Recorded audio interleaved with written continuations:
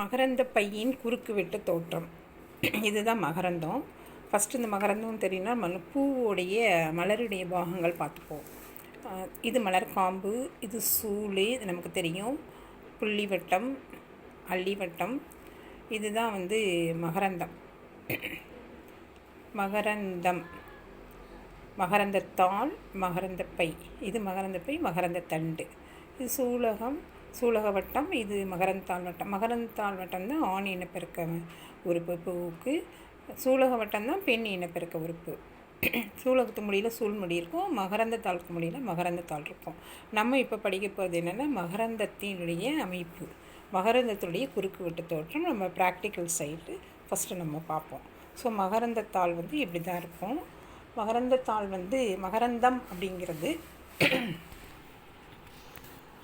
இதுதான் நமக்கு, இதுதான் மகரந்த பை, இது மகரந்த தண்டு. இந்த மகரந்த பையோட குறுக்கு வெட்டு தோற்றம், குறுக்கு வெட்டி பார்க்கும்போது மகரந்த துகள்கள் இருக்கும். போலன் கிரைன் அப்படின்னா மகரந்த துகள்.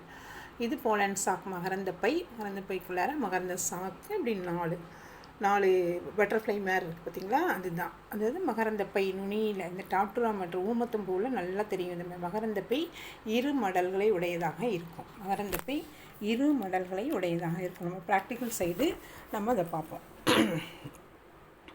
மகரந்த பை, உதிர்ந்த மகரந்த பை இரு மடல்களை கொண்டது. 2 மடல்கள் இருக்கும். இப்போ பார்த்தோம் இல்லையா, 2 மடல். மகரந்த பை 2 மடல்களை கொண்டது.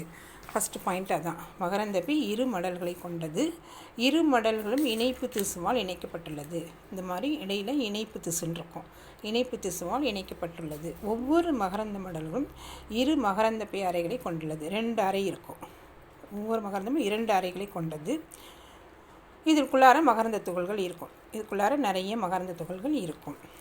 நுண்விந்தகம் அல்லது மகரந்த அறை 4 சுவர் அடுக்குகளால் சூழப்பட்டுள்ளது. இந்த நுண் மகரந்தம் 4 அடுக்குகளால் இருக்கும். புறத்தோல், எண்டோதீசியம், இடையடுக்கு, உள்ளார டபீடம்ங்கிற ஒரு லேயர்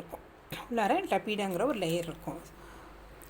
நுண்விந்தகங்கள் மையப்பகுதி ஒருமடிய மகரந்த துகள்களால், உள்ளார இருக்க மகரந்த துகள் ஒருமடிய மகரந்த துகள்களால் ஆனது.